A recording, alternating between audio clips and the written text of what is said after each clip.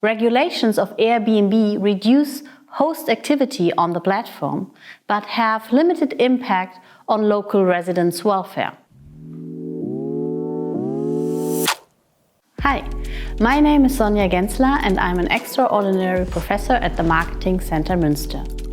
Today I'm telling you something about a project related to Airbnb, a platform most of us have probably used already. This topic is super exciting and highly relevant because more and more cities around the globe introduce regulations of Airbnb activity. So I was very happy when my colleagues asked me to join this research project to study the impact of Airbnb regulations on host activity on the platform and also local residents' welfare.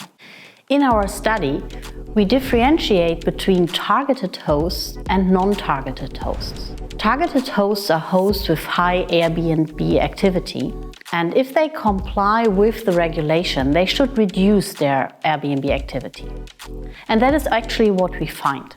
So targeted hosts reduce their supply, but there's also evidence for significant non-compliance with the regulation. Interestingly, we find a similar response of non-targeted hosts. That are hosts who just rent out their properties for a limited number of days, and there's no reason to react to the regulation. Nevertheless, they reduce their supply and they also exit the short-term rental market. Even so, there is no need to do so.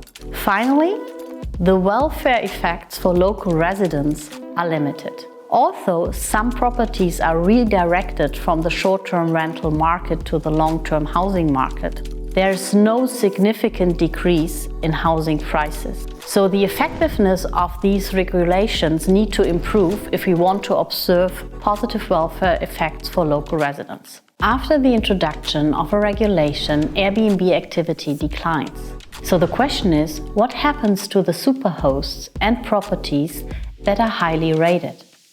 The good news for Airbnb is that the quality of its offerings is unaffected by the introduction of a regulation.